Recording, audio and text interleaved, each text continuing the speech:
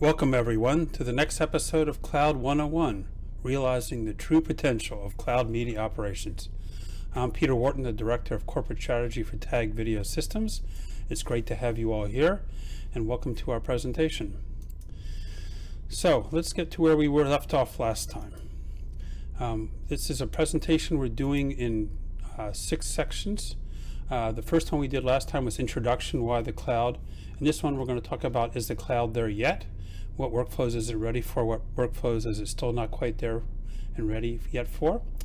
And after that, we'll be talking about cloud migration challenges in future presentations, recipe for a successful migration, cloud system case studies, and transformation in the cloud.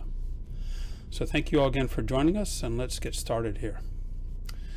So to recap what we talked about in the previous episode, we talked about that we are in an era of uncertainty and change. And this is one of the main proponents for why people are moving to the cloud, because it's really hard to build systems when you can't predict the future and know exactly what you're going to need. And it's also primarily a business decision. This is an economic one. It's driven by consumer demands, and it's also driven to accelerate technology adoption. It creates operational efficiencies, but underneath it all, there's this organizational and cultural shift that has to be addressed because of the move to the cloud. This is no longer just a technology decision, it's a business decision, and it affects the entire organization that way. So this time, what we actually want to talk about is the cloud there yet? And when we talk about this, what I want to talk about first is what the cloud offers, and then some rules to follow, or perhaps even ignore, in moving to the cloud, and we'll talk about those. And then how we build end-to-end workflows, and the 3 big challenges to moving to the cloud: bandwidth, latency, and cost. So let's get into the meat of the presentation here. So what are the technical benefits of the cloud? Well, the first thing is the cloud offers you massive on-demand compute capability and network infrastructure. You can build systems of a size you never could have before. And you can do this on demand. You can do it just for an event, but you can build massive workflows. I know companies and customers who are building systems where they spin up 5,000 compute engines for just 1 hour for processing. That's something you never would have done in an on-premise facility. So it enables entire new workflows and possibilities there. There's collaborative hierarchical storage. So no longer are you forced to have to manage all your storage and manage your archives and manage tapes and manage all this. This is actually built into the cloud. You just have to take advantage of the native capabilities in most clouds. You can effectively have unlimited scale and demand in either direction. So it's not just about scaling up, but it's also about scaling down. It's about being able to know that if I plan to launch a new service or capability and it doesn't work the way I want, I can fall back to where I was without having to incur that long-term cap expense to do that. And of course, there's built-in security and encryption and user account management in the cloud. And when taken properly advantage of, it goes far beyond what anybody actually ever implements on premises. In terms of security and encryption, cloud companies only survive because they create security, right? And so really, their security is so much better than what we're seeing companies actually implement themselves on premises. You also have geographic resiliency, which allows you to actually run your workflows anywhere, but also as a disaster recovery mechanism and extraordinary reliability. If a system fails, you can immediately spin up somewhere else. It can automatically fail over. And so the cloud brings much higher level of reliability than people are building into their own systems. And there are also lots of native tools available to you in the cloud: database, communications, transport, media processing. And on top of that, there is an abundance of third-party services and tools to lean on to build entire workflows. And the neat thing about the cloud is, because these are consumption-based, I can use just the workflow tools I need for a specific workflow, but have a different workflow that uses an entirely different set of tools. And I don't have to worry about having to always use the same thing everywhere. Cloud more recently is actually now supporting not just compressed workflows, but uncompressed linear workflows. So this is actually enabling a whole nother range of opportunities, especially in terms of live production. And of course, once you're in the cloud and you have your content in the cloud and you really are taking advantage of the cloud, there's also the possibility of using artificial intelligence and machine learning to get the best out of the cloud. So those are what the cloud really has to offer. Now that's from a technical side, but what about from a business side? Well, the business allows us to have rapid adoption of new technologies. So every time a new feature comes available to the cloud, or somebody develops a new application, or there's a new workflow, we can leverage that immediately. We don't have to build up an entire infrastructure to do that. We have OpEx-based consumption costs. And the benefit really there is many-fold, but one of the key benefits of that is I can actually attribute the real cost of a workflow and whatever process I'm running back directly to that content and that customer of my operation. And it means I'm no longer am I building a large, let's say, production control room and hoping that it gets used for 5 or 6 shows a day and only 1 or 2 actually get used, and those shows therefore are no longer economical. I'm actually able to tie my cost directly to my consumption. I can also create collaborative and sharing and exchange workflows, because it's not just an internal thing, but I can do this with my content suppliers, with my distributors and others. It makes it much easier to actually build these sorts of workflows because everybody's in the same place, and it's just a matter of assigning permissions, and you don't even have to move the content around. You're just having to give them permission to use the content where it already rests. And of course, there's the focus on business and workflow for a company instead of having to focus on infrastructure and technology core. So you can actually, as one of my friends likes to say, stick to their knitting. You know, most content companies, most media companies are about creating great content and reaching out to consumers with that content. And building an infrastructure and building a technology is a side thing that they do to enable that, but it's not the core business. So now they get to offload this part of their business so they can really focus on the core. So when we move to the cloud, as you said, it's fundamentally a business decision. It's about moving from a CapEx expenditure model to an OpEx model. But and it's not really a technical one. And the economics must make sense, obviously. You know, the cloud can't be so much more expensive than a CapEx model that it defeats the benefits that it has.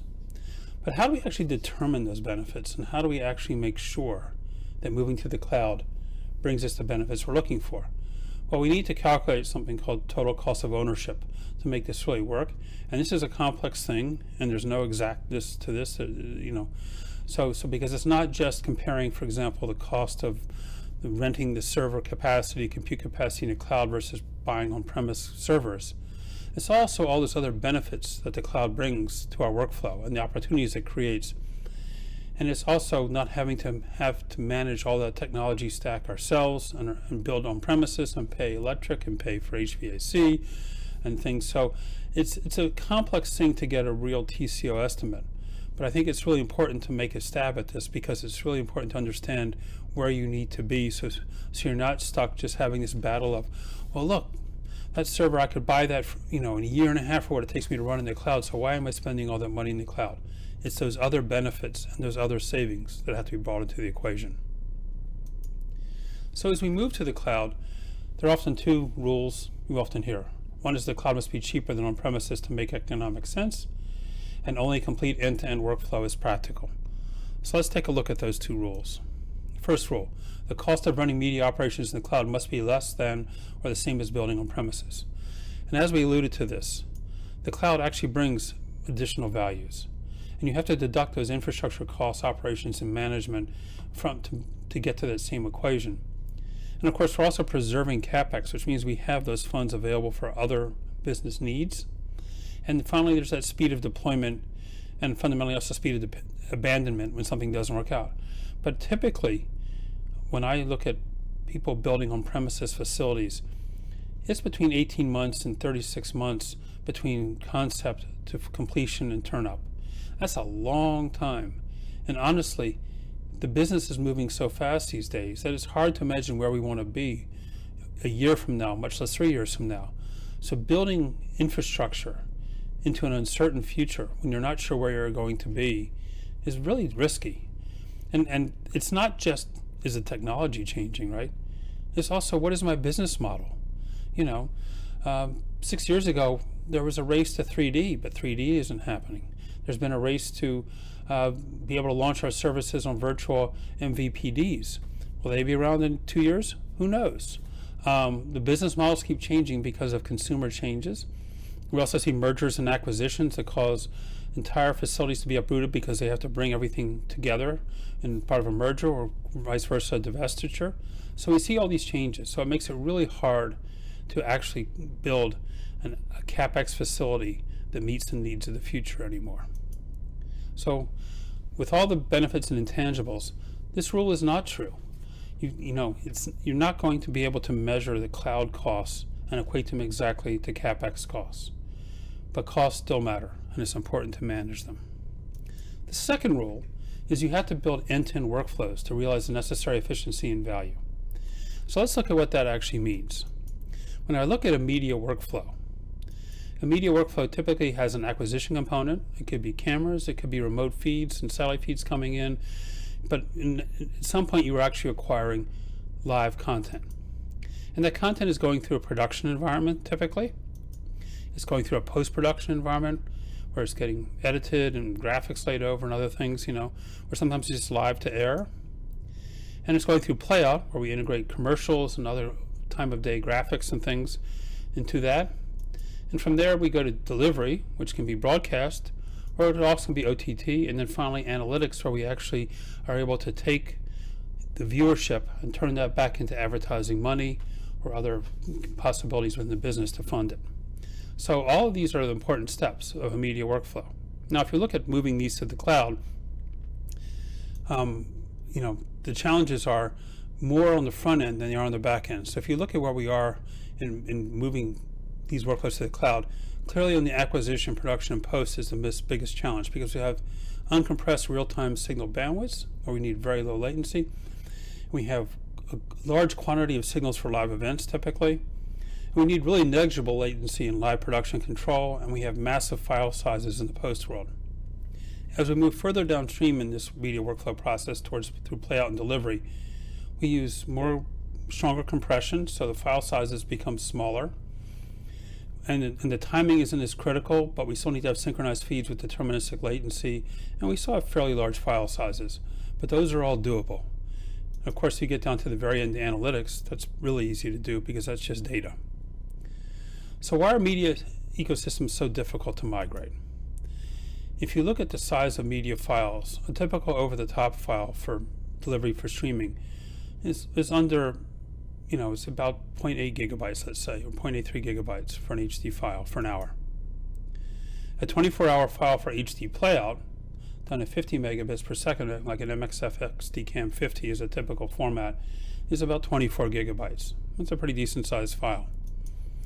If we move to UHD, that grows to 66 gigabytes. Now we're into a really decent sized file. That's 150 megabits per second.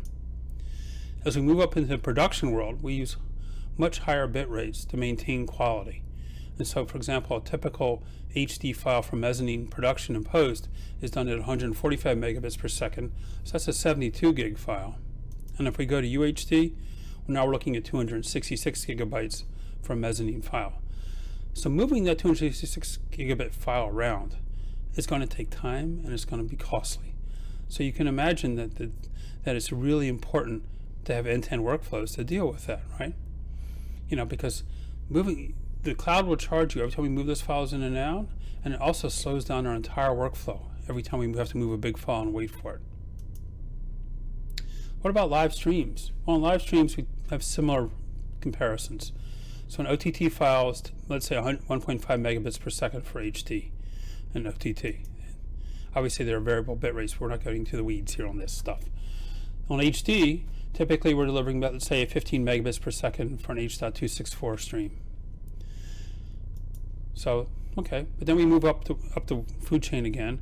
So on the contribution side, maybe we're doing something like with JPEG 2000 for low latency for sports for contribution. That's 150 megabits per second, 10 times the bit rate of a distribution feed, and 100 times the bit rate of an OTT feed. And then, of course, we go to uncompressed, where we are in live production, and we're at 1.5 gigabits per second. So now we're 1,000 times the bit rate of the HD OTT feed. And now we have UHD on top of that. So now we're looking at something like 12 gigabits per second. We're almost 10,000 times the bandwidth of an HD OTT feed. So clearly we have some very large bandwidth streams we have to manage to do live events. So looking at rule number 2. To understand this, let's first look at how we have to deal with cloud costs. When we bring content to the cloud, we call it ingress, it's actually free. And, I'm not sure about all clouds, but certainly ones like Amazon don't charge, AWS charge to bring the content in. And while you might pay for network connectivity to get connected to that cloud, that's usually a fairly fixed fee. So again, moving content to the cloud usually is free. To keep that content in storage costs money.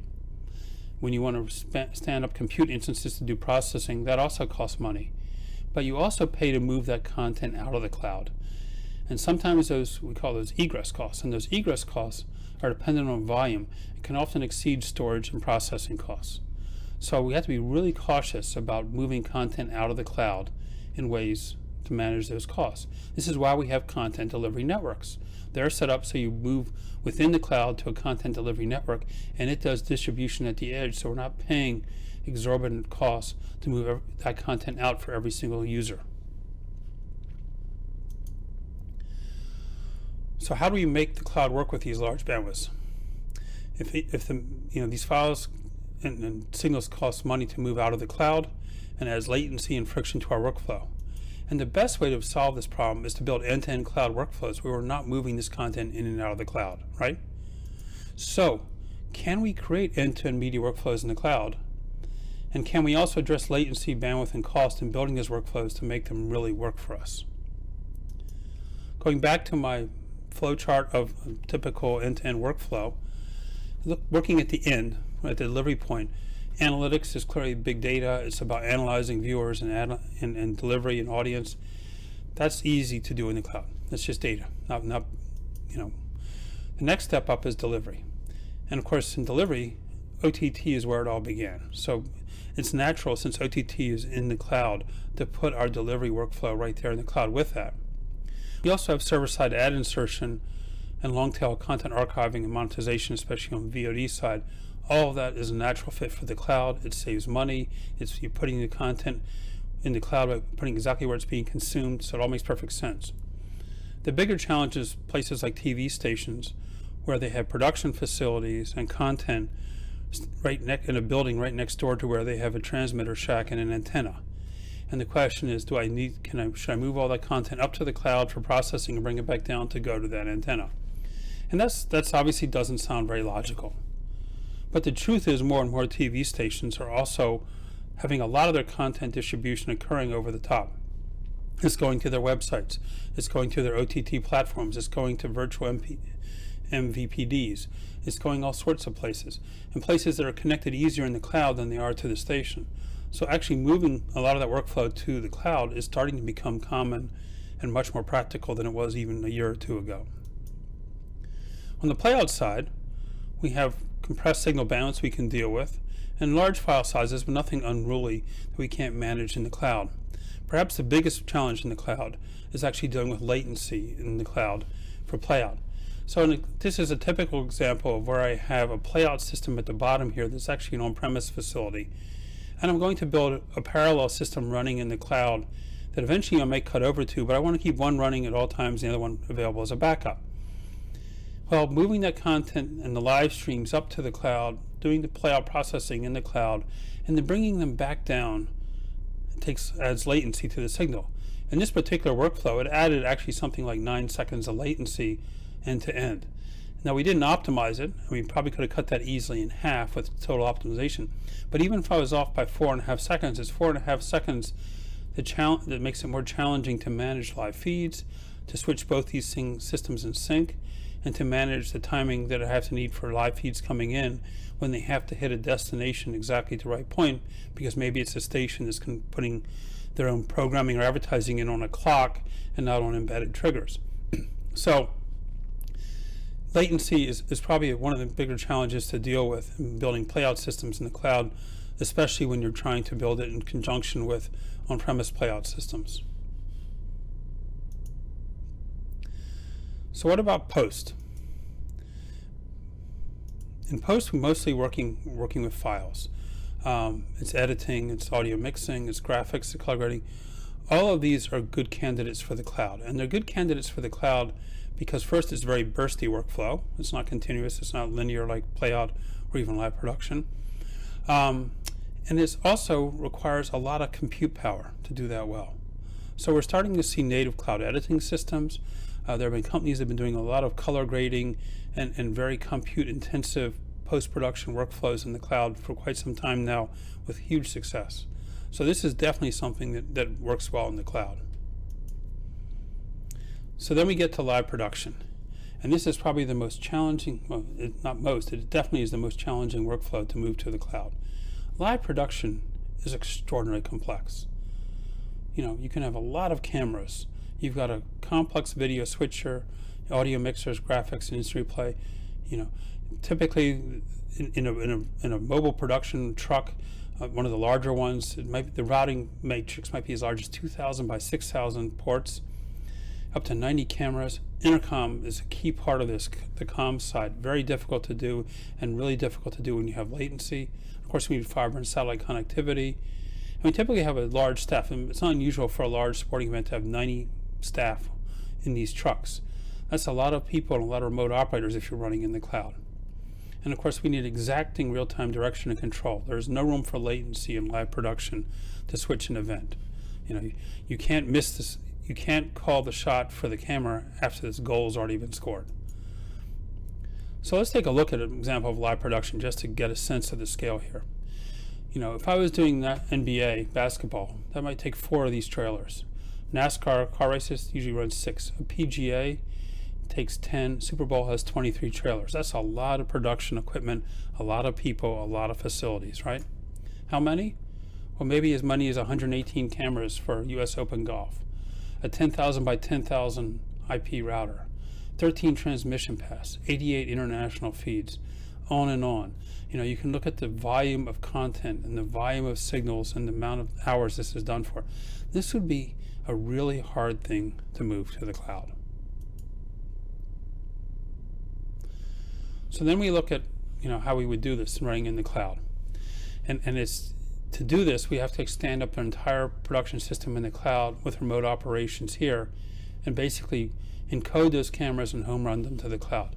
This has latency here, this encoding, and of course then we have we're adding another leg of latency to come to the operators from the cloud. So this makes this very difficult. So I would argue that major sports events are not going to the cloud anytime soon. They're not really ready for it. But not every sport event is a major sport event, right? There are some less, let's say, I don't want to call them tier 2 because they're important events and they're major events in their own right, but they're not the same complexity, right? Like in Olympics, back in 2006, you know, we worked with NBC, and they actually did the Olympics from Turin in New York. Now, the pilot for that was to home run the feeds and do the switching in New York, and they did it with curling. Now, curling doesn't move very fast, so it wasn't very hard as a test trial, but this is one of the first times I've seen what we call REMI, where you actually keep the operators back in a home control room and you bring all the feeds to that from a remote location. And in this case, that location was far away. That was all the way over in Italy, coming back to New York. Major League Baseball now has these robotic cameras that home run back to their facility in New Jersey from every single stadium to do remote production. So we're seeing this starting to happen, okay? And we also have early cloud production adopters. Esports is a typical one, but also anything with low camera counts like boxing can be done, you know, other things where we're not bringing quite so many feeds back. It depends upon how fast we have to switch, but these are definitely happening, and we're going to see more of this. We're seeing new tools coming out like integrated live production systems that are available in the cloud and things. So we'll talk about some of these tools that are making this possible. But latency and bandwidth are the biggest obstacles to live cloud production. When we talk about latency, it's important we figure out what we're talking about. We're not talking about viewer latency. You often hear when you talk about OTT and other things, they talk about latency. They're usually talking about end-to-end latency of streaming to the viewer. The latency they're talking about is, it's really upsetting if you're watching the game on your device and someone else is watching the same game on a TV getting cable or satellite, and the score happens 10 seconds earlier for them than it does for you. That's a problem, right? So, but that's not the latency we're talking about. We're talking about latency in the live production environment. So instead of talking about seconds, we're talking about milliseconds here.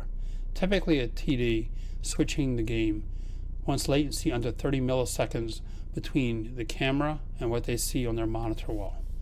Maybe a little more than that, but not much more than that. That's what they're really fighting for.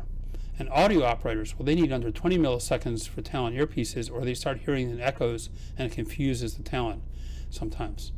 So, and then the problem we have is that the round trip network alone often has latencies larger than this between, let's say, a facility and a cloud. We also have these large bandwidths again. 1.5 gigabits for HD, so 30 cameras would be 45 gigabits. That's a pretty decent amount of traffic to send to a cloud. If I was doing this with UHD and 90 cameras, I'd be looking at over a terabit of data. Now I could put some compression on there, maybe cut that by a factor of 10 to 1 with JPEG XS, with pretty high compression on JPEG XS, but that's still 108 gigabits per second. That's still a lot of data to send to the cloud. So what are the enablers we're really looking for to make this work? Well, we have to solve this latency and bandwidth issue. So ultra low latency compression for acquisition. We now have JPEG XS on the horizon here. Actually, it's being deployed today. And JPEG XS is a very low latency codec that has less than 1 frame of latency in the codec cycle. So we can now actually squeeze that bandwidth down without actually adding significant latency to our live production workflow. We're also seeing where there are cloud providers like Amazon with their wavelength zone actually putting cloud compute edge nodes close to the event sites. So they're cutting down that network latency down to under 10 milliseconds, maybe 5 milliseconds even. That makes a huge difference as well. With 5G coming around and these edge clouds that are 5G enabled, they're often actually installed inside the 5G networks. We can now even use wireless 5G for some of this connectivity at very low latency, so it's enabling a whole new range of live production workflows. And finally, we're also seeing uncompressed showing up in the cloud. So now we actually can have uncompressed workflows between components in the cloud with effectively zero latency between them, and really keep that pristine quality and low latency we need for live production. And we're seeing these integrated live production systems that run in the cloud that let us bring a lot of these different workflows into single tools that are cloud native, cloud optimized, and designed to deliver the benefits we want. So when you look at this, we realize we can now build end-to-end workflows in the cloud to realize the necessary efficiency and value, even with live production. But bandwidth and latency still remain significant problems for some live production applications, mostly major sport events. So this is actually true. So we talked about cloud migration with respect to latency and bandwidth. There's one factor we didn't talk about, and that of course is cost. Cost is a major factor in moving to the cloud, and we have to manage this carefully. So when we look at managing cloud costs, the first step of course is building these end-to-end workflows to minimize egress costs and accelerate these workflows. And in our next webcast, we'll talk about selecting optimized cloud solutions that are designed and orchestrated around minimizing these cloud costs. And you'll see that how to tell which systems are really meant for the cloud and which ones aren't, that'll really give you the benefits you're looking for. So our upcoming webcast on April 13th is Cloud Migration Challenges, where we'll talk about those costs and finding the right solutions. On May 13th, we'll talk about recipe for a successful migration. And on June 15th, we'll talk about cloud system case studies. I also hope you'll join my colleague Paul Briscoe with his Road to OTT series, where I'll have another episode on March 30th on Technically Speaking about OTT, and on April 28th about OTT in action. You can see earlier episodes of these at our website, www.tagvs.com. So thank you for joining me today. Dana, do we have some questions? Yeah, okay. Got a couple questions here. Tom, you mentioned JPEG XS is one way to address latency. What other ways are there? Well, there are lots of ways to actually address latency. Obviously, you can go uncompressed, but that's a lot of bandwidth and a lot of expense, right? Potentially.